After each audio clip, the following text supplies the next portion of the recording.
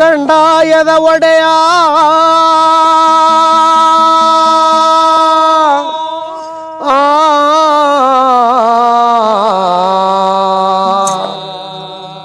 ಗುರುವೇ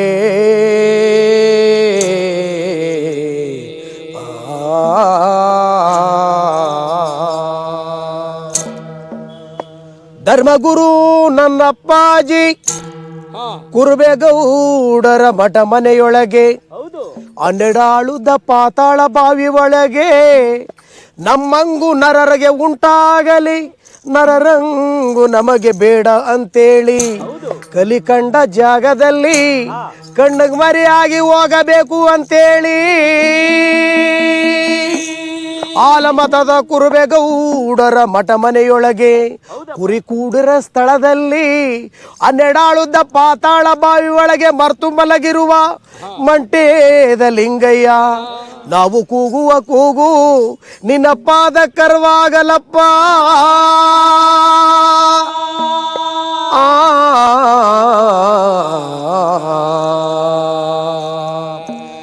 ಭಕ್ತಿ ಭಾವದ ಗಂಡ ಬಪ್ಪ ಬಾಳ ಲೋಚನದಯ್ಯ ಬಾರೋ ಸಿದ್ದಯ್ಯ ಸ್ವಾಮಿ ಬನ್ನಿ ಹಾಡ ಗೆದ್ದಯ್ಯ ನೀವೇ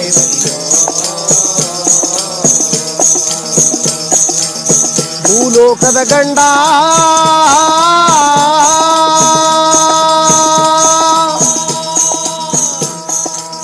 ಜನಪದ ಸಿರಿ ಅನ್ನುವಂತಹ ನಮ್ಮ ನಾಡಿನ ಹೆಸರಾಂತ ಯೂಟ್ಯೂಬ್ ಚಾನಲ್ಲು ಈಗ ಎಲ್ಲ ಕಡೆ ಗೊತ್ತಿರೋ ಅಂಥದ್ದೇ. ಮತ್ತು ನಾಡಿನಾದ್ಯಂತ ನಮ್ಮ ಈ ಪ್ರದೇಶದಲ್ಲಿ ಜನಪದ ಕಲಾವಿದರು, ಜನಪದ ಕಲೆ, ಜನಪದ ಸಾಹಿತ್ಯ, ಸಂಸ್ಕೃತಿ, ಪರಂಪರೆಗಳನ್ನು ಕುರಿತು ಸಾಕಷ್ಟು ವಿಷಯಗಳನ್ನು ಸಂಗ್ರಹ ಮಾಡಿ ಎಲ್ಲರ ನಡುವೆ ಅದನ್ನು ಹಂಚುವಂತಹ, ಅದನ್ನು ಉಳಿಸುವಂತಹ, ಬೆಳೆಸುವಂಥ ಕೆಲಸವನ್ನು ನಮ್ಮ ಯೂಟ್ಯೂಬ್ ಚಾನಲ್ಲು ಜನಪದ ಸಿರಿ ಮಾಡ್ತಾಯಿದೆ.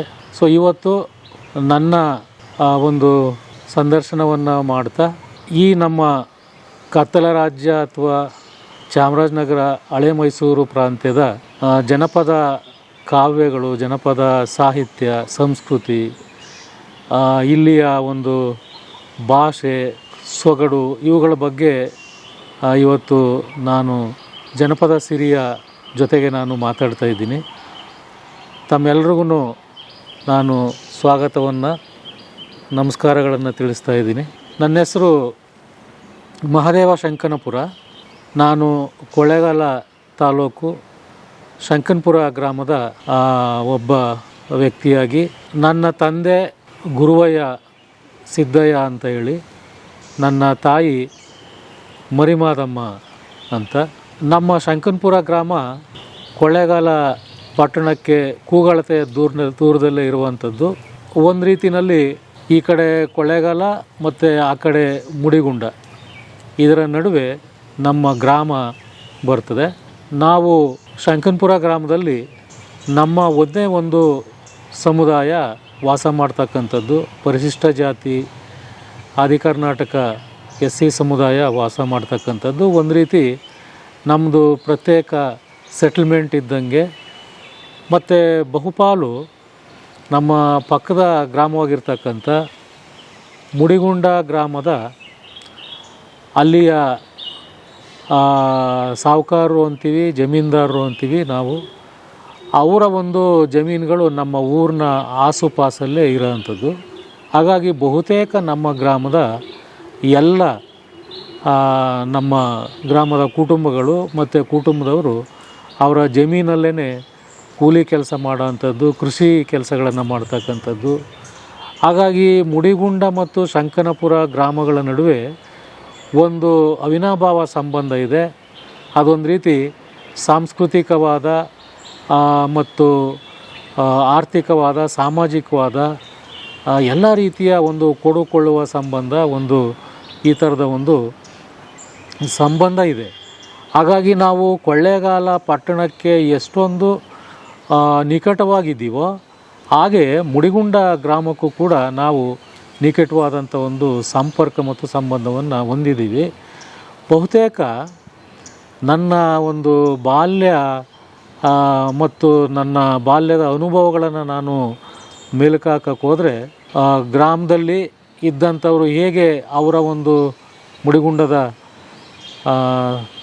ಸಾಹುಕಾರರು ಅಥವಾ ಜಮೀನ್ದಾರರುಗಳ ಒಂದು ಮನೆಗಳಲ್ಲಿ ಒಡನಾಟವನ್ನು ಹೊಂದಿದ್ವೋ ಅವರ ಜಮೀನುಗಳಲ್ಲಿ ನಮ್ಮ ಗ್ರಾಮದ ಬಹುತೇಕ ನಮ್ಮ ಎಲ್ಲರೂ ಕೂಡ ಕೆಲಸ ಕಾರ್ಯಗಳನ್ನು ಮಾಡ್ತಾಯಿದ್ರು. ಹಾಗೆಯೇ ನಮ್ಮ ತಂದೆ ತಾಯಿ ಕೂಡ ಮುಡಿಗುಂಡ ಗ್ರಾಮದ ಶಾಂತ ಮಲ್ಲಿಕಾರ್ಜುನ ಸ್ವಾಮಿ ಅನ್ನೋರ ಒಂದು ಜಮೀನಲ್ಲಿ ಕೆಲಸ ಮಾಡ್ತಾಯಿದ್ರು. ಹಾಗೆ ನಮ್ಮ ತಂದೆ ಅವ್ರ ಮನೆಯಲ್ಲಿ ಶಾಂತ ಮಲ್ಲಪ್ಪ ಅಂತ ಅವರ ಮನೆಯಲ್ಲಿ ಜೀತ ಮಾಡ್ತಾಯಿದ್ರು ಅಂತ. ನಾವಾಗ ಚಿಕ್ಕ ಮಕ್ಕಳು, ನಮ್ಮ ಅಕ್ಕ ಇದ್ದರು, ನಮ್ಮ ತಾಯಿ, ನಾನು, ನಮ್ಮ ಅಕ್ಕ, ನಮ್ಮಪ್ಪ, ನಮ್ಮದು ಒಂದು ಪುಟ್ಟ ಕುಟುಂಬ.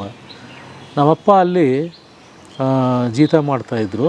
ಹಾಗಾಗಿ ಅವರ ಜಮೀನಲ್ಲಿ ನಮ್ಮ ತಂದೆ, ನಮ್ಮ ತಾಯಿ, ನಾವೆಲ್ಲರೂ ಕೂಡ ಕೆಲಸ ಮಾಡೋವು. ಈ ಥರ ನನ್ನ ಬಾಲ್ಯ ಶುರುವಾಗುತ್ತೆ. ಆ ರೀತಿಯೇ ನಾವು ಅಲ್ಲಿ ಅವರ ಮನೆಗಳಿಗೆ ಹೋಗೋದು ಬರೋದು, ಮತ್ತು ಜಮೀನಲ್ಲಿ ಬೆಳೆದದನ್ನೆಲ್ಲ ಅವ್ರ ಮನೆಗೆ ತಗೊಂಡೋಗಿ ಹಾಕೋದು, ಮತ್ತು ಅವರ ಜಮೀನಲ್ಲಿ ಪ್ರತಿ ಬೆಳೆಸು ಮಾಡುವಾಗ ಮತ್ತು ಅಲ್ಲಿ ಯಾವುದೇ ಕೃಷಿ ಕೆಲಸಗಳು ಮಾಡುವಾಗ ನಾವು ಅಲ್ಲೇ ಇರ್ತಾಯಿದ್ವಿ. ಮತ್ತು ಈ ರೀತಿಯ ಒಂದು ಒಡನಾಟ ನಮ್ಮ ಶಂಕನಪುರ ಗ್ರಾಮದಲ್ಲಿ ಈ ರೀತಿಯಾದ ಒಂದು ಒಡನಾಟ ಆಗುತ್ತೆ. ನಮ್ಮ ಗ್ರಾಮ ಶಂಕನಪುರದಲ್ಲಿ ಒಂದು ಸಿದ್ದಪ್ಪಾಜಿ ದೇವಸ್ಥಾನ ಅಂತ ಇತ್ತು. ಅದನ್ನು ನಾವು ದೇವಸ್ಥಾನ ಅಂತ ಕರೆಯೋವು. ಮತ್ತು ಹಾಗೆ ನಮ್ಮಲ್ಲಿ ಎಲ್ಲರೂ ನಮ್ಮ ಗ್ರಾಮದಲ್ಲಿರ್ತಕ್ಕಂಥವ್ರು ಒಂದು ಮಂಟೇಸ್ವಾಮಿ ಒಕ್ಕಲು, ಇನ್ನೊಂದು ಬಿಸಿಲು ಮಾರಮ್ಮನ ಒಕ್ಕಲು ಅಂತ, ಮತ್ತು ಮಾದೇಶ್ವರನ ಒಕ್ಕಲಿನವರು ಕೂಡ ನಮ್ಮ ಗ್ರಾಮದಲ್ಲಿದ್ದರು. ಬಹುತೇಕ ಈ ಮಂಟೇಸ್ವಾಮಿ ಮತ್ತು ಬಿಸಿಲು ಮಾರಮ್ಮ, ವೀರಭದ್ರ ಸ್ವಾಮಿ ಮತ್ತು ಮಲೆ ಮಾದೇಶ್ವರ ಈ ಒಕ್ಕಲಿಗೆ ಸಂಬಂಧಪಟ್ಟವರು. ಮತ್ತು ಹಾಗಾಗಿ ನಾವು ನಮ್ಮ ಊರಲ್ಲಿ ಸಿದ್ದಪ್ಪಾಜಿ ದೇವಸ್ಥಾನ ಇದ್ದದ್ರಿಂದ, ಮತ್ತು ಅಲ್ಲಿ ವಿಶೇಷವಾಗಿ ಏನಪ್ಪ ಅಂತಂದರೆ ಮಂಟೇಸ್ವಾಮಿ ಶಿಶು ಮಕ್ಕಳು ಅಂತ ನಾವು ಈಗೇನು ಮಂಟೇಸ್ವಾಮಿ ಪರಂಪರೆ ಮತ್ತು ಕಾವ್ಯದಲ್ಲಿ ನೋಡ್ತೀವಿ, ಲಿಂಗಯ್ಯ ಚೆನ್ನಯ್ಯ ಅಂತ. ಆ ಒಂದು ಲಿಂಗಯ್ಯ ಚೆನ್ನಯ್ಯವರ ಮತ್ತು ಮಂಟೇಸ್ವಾಮಿ ಸಿದ್ದಪ್ಪಾಜಿಯವರ ಹೆಸರಲ್ಲಿರ್ತಕ್ಕಂಥ ಕಂದಾಯಗಳು ಇದ್ದವು ನಮ್ಮಲ್ಲಿ, ನಮ್ಮ ಗ್ರಾಮದ ದೇವಸ್ಥಾನದಲ್ಲಿ. ಹಾಗಾಗಿ ಸೋಮವಾರ ಶುಕ್ರವಾರ ಆ ಕಂದಾಯಗಳನ್ನು ನಮ್ಮ ದೇವಸ್ಥಾನದಲ್ಲಿ ಪೂಜೆ ಮಾಡಿ, ಅಲ್ಲಿ ಎಲ್ಲರೂ ಕೂಡ ನಾವು ನಮ್ಮ ಗ್ರಾಮದವ್ರೆಲ್ಲರೂ ಸೇರಿ ಅಲ್ಲಿ ಪೂಜೆ ಕೊಡೋದು, ನಮಸ್ಕಾರ ಮಾಡೋದು, ಈ ಥರದ್ದು ಒಂದು ಕಲ್ಚರ್ ಇತ್ತು. ಇದು ಒಂದು. ಇನ್ನೊಂದು, ನಾವು ಮಂಗಳವಾರ ವಿಶೇಷವಾಗಿ ಆಗಾಗ ವಾರಕ್ಕೋ 15 ದಿನಕ್ಕೋ ತಿಂಗಳಿಗೋ ನಾವು ನಮ್ಮ ಪಕ್ಕದ ಗ್ರಾಮ ಹೊಸ ಹಂಪಪುರ ಅಂತ ಕಾವೇರಿ ನದಿ ತಪ್ಪಲಲ್ಲಿ ಅದು ಬರುತ್ತೆ. ಅಲ್ಲಿ ಬಿಸಿಲು ಮಾರಮ್ಮನ ದೇವಸ್ಥಾನ ಅಂತ, ನಾವು ಬಿಸಿಲು ಮಾರಮ್ಮನ ಒಕ್ಕಲಿನವರು ನಮ್ಮೂರಲ್ಲಿದ್ವಿ. ಮತ್ತು ಅದರ ಪಕ್ಕದಲ್ಲಿ ವೀರಭದ್ರ ಸ್ವಾಮಿ ದೇವಸ್ಥಾನ ಅಂತ ಇತ್ತು. ಆ ವೀರಭದ್ರ ಸ್ವಾಮಿ ಒಕ್ಕಲಿನವರು ನಾವೆಲ್ಲ ಇದ್ವಿ. ಹಾಗಾಗಿ ಈ ಸಿದ್ದಪ್ಪಾಜಿ ಮತ್ತು ಮಂಟೇಸ್ವಾಮಿ ಇದರ ಆರಾಧನೆಯನ್ನು ಮಾಡೋದು, ಇನ್ನೊಂದು ಕಡೆ ಬಿಸಿಲು ಮಾರಮ್ಮ ಮತ್ತು ವೀರಭದ್ರ ಸ್ವಾಮಿ ಆರಾಧನೆ ಮಾಡ್ತಕ್ಕಂಥದ್ದು. ಮತ್ತು ಇವೆರಡನ್ನು ಬಿಟ್ಟರೆ ಇದ್ರ ಜೊತೆಗೆ ಮಲೆ ಮಾದೇಶ್ವರ ಬೆಟ್ಟದಲ್ಲಿ ನಾವು ಜಾತ್ರೆಗೆ ಹೋಗ್ತಕ್ಕಂಥದ್ದು. ಮಲೆ ಮಾದೇಶ್ವರನ ಒಂದು ಒಕ್ಕಲಿನವರು ಮತ್ತು ಭಕ್ತರು ಕೂಡ ನಾವು ಆಗಿರ್ತಾಯಿದ್ದು. ಹಾಗಾಗಿ ಮಲೆ ಮಾದೇಶ್ವರ ಬೆಟ್ಟದ ಜೊತೆಗೂ ಕೂಡ ನಮ್ಮ ಗ್ರಾಮದ ಜನರು ಮತ್ತು ವೈಯಕ್ತಿಕವಾಗಿ ನಮ್ಮ ಕುಟುಂಬ, ನಮ್ಮ ತಂದೆ ತಾಯಿ ಇವರು ಕೂಡ ಅಲ್ಲಿ ಹೋಗಿ ಬಂದು ಮಾಡ್ತಕ್ಕಂಥದ್ದಿತ್ತು.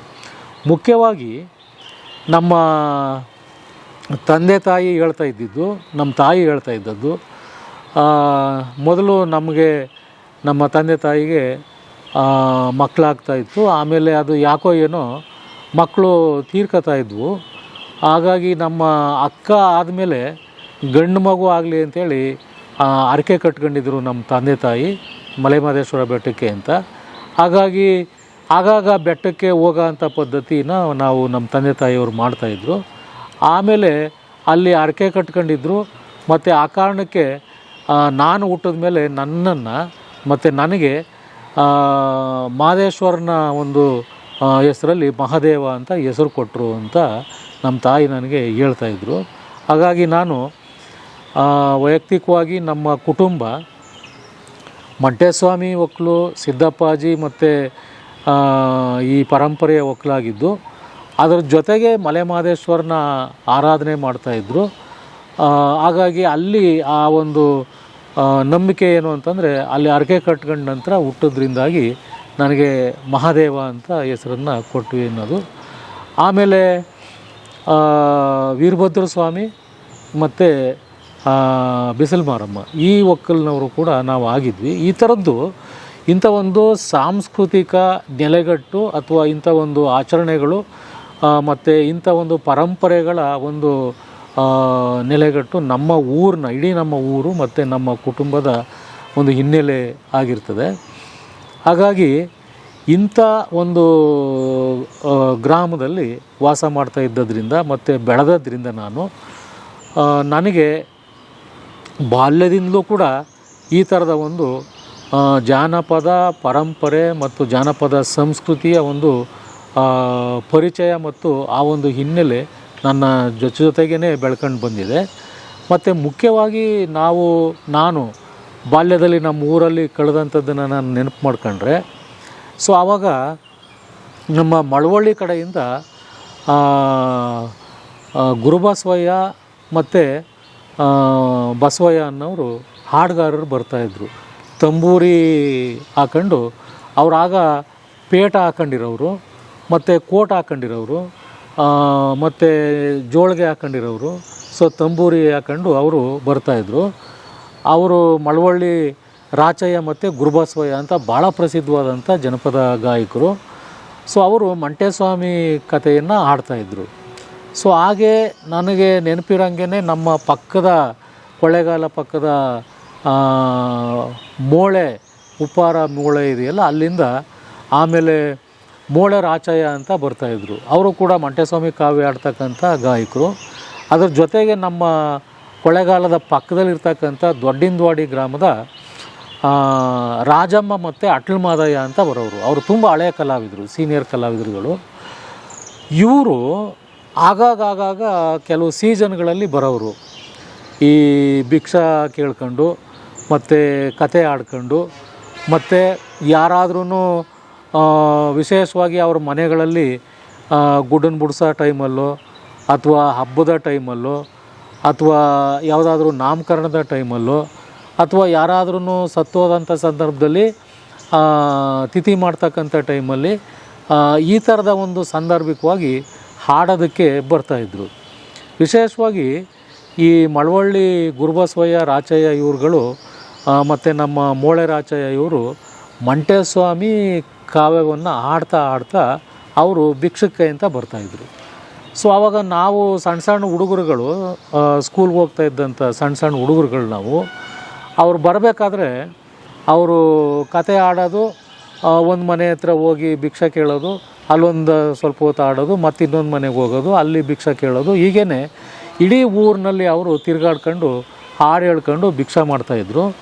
ನಾವು ಹುಡುಗರು ಏನು ಮಾಡ್ತಿದ್ವು, ಅವ್ರ ಹಿಂದಿಂದೇನೆ ಹೋಗೋದು, ಆ ಹಾಡುಗಳನ್ನು ಕೇಳೋದು. ಈ ರೀತಿ ನನಗೆ ನಾವೇನು ಇವತ್ತು ಭಾರತದ ಮಹಾಕಾವ್ಯಗಳು ಅಂತ, ರಾಮಾಯಣ ಮಹಾಭಾರತ ಮಹಾಕಾವ್ಯಗಳು ಅಂತ ಹೇಳ್ತೀವಿ.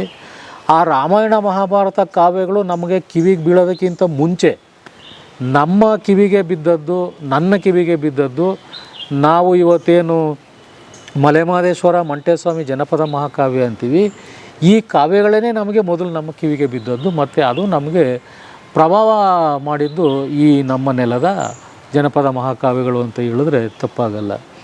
ಹಾಗಾಗಿ ಮಂಟೇಸ್ವಾಮಿ ಮತ್ತು ಮಲೆಮಹದೇಶ್ವರ ಕಾವ್ಯಗಳನ್ನು ಕೇಳ್ತಾ ಅಲ್ಲಿ ಈ ಭೂಮಿ ಯಾವ ರೀತಿ ಉತ್ಪತ್ತಿ ಆಯಿತು, ಜಗತ್ ಸೃಷ್ಟಿ ಸಾಲು ಅಂತ ನಾವು ಮಂಟೇಸ್ವಾಮಿ ಕಾವ್ಯದಲ್ಲಿ ನೋಡ್ತೀವಿ.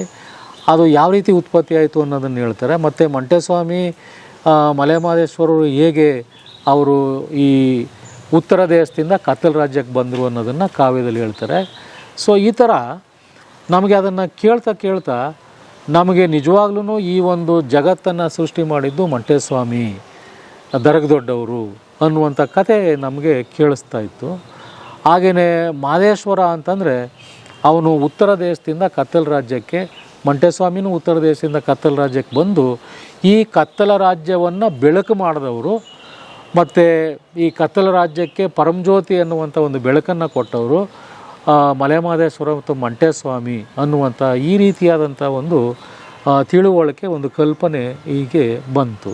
ಸೊ ನಾವು ಹೀಗೆ ನಮ್ಮ ಊರಲ್ಲಿ ಆವಾಗ ಒಂದು ಸಣ್ಣ ಒಂದು ಸ್ಕೂಲ್ ಇತ್ತು, ಸರ್ಕಾರಿ ಪ್ರಾಥಮಿಕ ಶಾಲೆ ಶಂಕನ್ಪುರ ನಮ್ಮ ಶಾಲೆ ಇತ್ತು.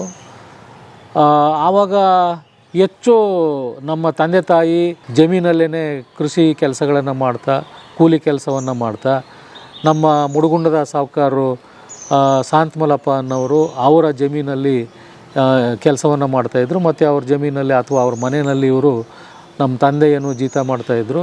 ಹಾಗಾಗಿ ನಾವು ಹೆಚ್ಚಾಗಿ ಈ ನಮ್ಮ ತಂದೆ ತಾಯಿ ಜೊತೆ ಜಮೀನಿಗೆ ಹೋಗೋದು, ಹೊಲ ಗದ್ದೆಗಳಲ್ಲಿ ಕೆಲಸ ಮಾಡೋದು, ಅವ್ರ ಜೊತೆ ಅಲ್ಲಿ ನಾಟಿ ಹಾಕುವಾಗ, ಕಳೆ ಕೀಳುವಾಗ, ಮತ್ತು ಅವ್ರೇನು ಕೆಲಸ ಮಾಡ್ತಿದ್ರು ಕಬ್ಬು ನೆಡುವಾಗ, ಮತ್ತು ಅಲ್ಲೊಂದು ಆಲೆ ಮನೆ ಇತ್ತು. ಆಲೆ ಮನೆಯಲ್ಲಿ ಶಾಂತಮಲಪ್ಪ ಅವರ ಆಲೆ ಮನೆ, ಅಲ್ಲಿ ನಮ್ಮ ಅಪ್ಪ, ನಮ್ಮ ಅವ್ವ ಮತ್ತು ಇನ್ನೂ ಕೆಲವರು ನಮ್ಮ ಜಮೀನಲ್ಲಿ ಕೆಲಸ ಮಾಡೋರೆಲ್ಲ ಕೆಲಸ ಮಾಡೋರು. ಹಾಗಾಗಿ ನಾವು ಹೆಚ್ಚಾಗಿ ಅವ್ರ ಜೊತೆ ಹೋಗೋದು, ಈ ಕೆಲಸ ಮಾಡೋದು, ವ್ಯವಸಾಯದ ಕೆಲಸ, ಕೃಷಿ ಕೆಲಸಗಳನ್ನು ಮಾಡೋದು ಮಾಡ್ತಾಯಿದ್ದು. ಆಮೇಲೆ ನಮ್ಮ ಅಪ್ಪ ಮತ್ತು ನಮ್ಮ ತಾಯಿ ಕೂಡ ಇಲ್ಲ ನೀನು ಸ್ಕೂಲ್ಗೆ ಹೋಗ್ಬೇಕಪ್ಪ, ಓದಬೇಕು ನೀನು ಅಂಥೇಳಿ ಹೇಳೋರು. ಆಗ ನನ್ನನ್ನು ಸ್ಕೂಲಿಗೆ ಸೇರಿಸಿದ್ರು. ನಾವು ಸ್ಕೂಲು ಅಂತಂದರೆ ಹೆಚ್ಚಾಗಿ ಆಸಕ್ತಿ ಇರ್ತಿರಲಿಲ್ಲ. ಆಮೇಲೆ ಭಯ, ನಮಗೆ ಮೇಷ್ಟ್ರು ಅಂತಂದರೆ ಭಯ. ಆಮೇಲೆ ಸ್ವಲ್ಪ ಲೆಕ್ಕ, ಗಣಿತ, ಮ್ಯಾಥಮೆಟಿಕ್ಸ್ ಅಂತಂದರೆ ನನಗೆ ಅಷ್ಟು ಮ್ಯಾಥಮೆಟಿಕ್ಸಲ್ಲಿ ನಾನು ಒಳ್ಳೆ ಅಷ್ಟೊಂದು ಇದಿರಲಿಲ್ಲ ನನಗೆ. ಲೆಕ್ಕ ಕೇಳ್ಬಿಡ್ತಾರೆ ಅಂತ ಭಯ ಪಡೋವು ನಾವು.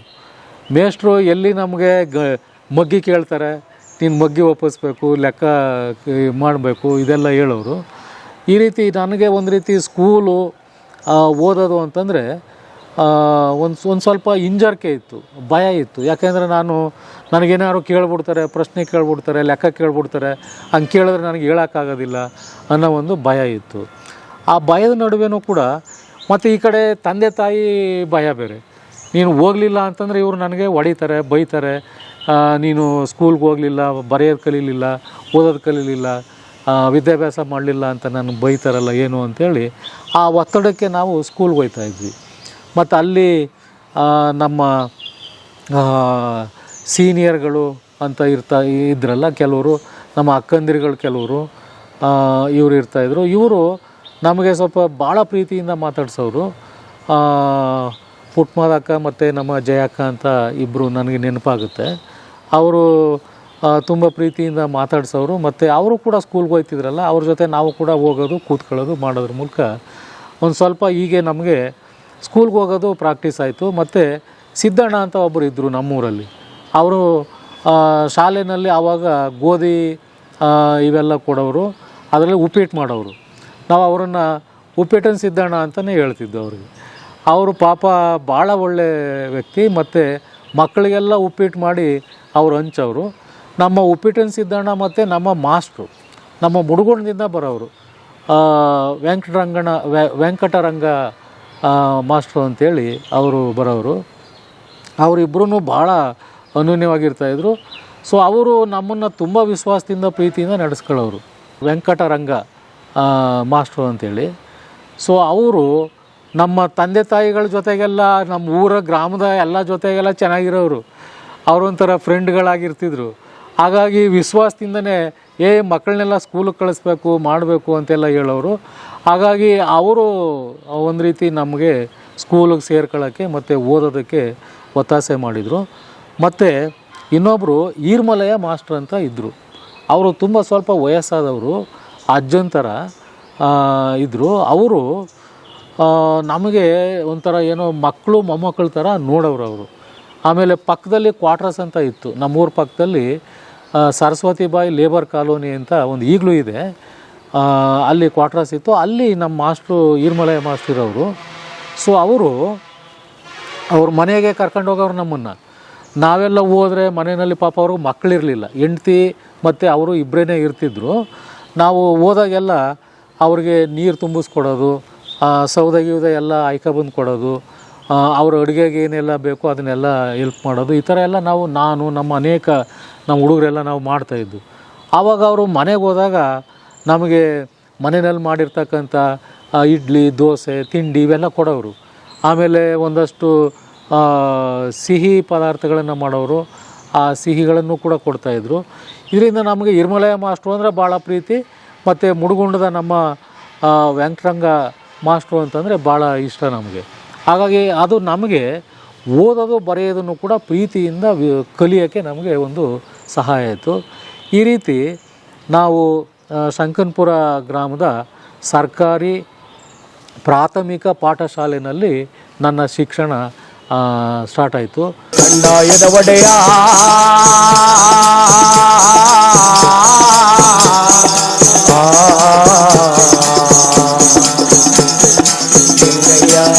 ದಯ ಮಾಡು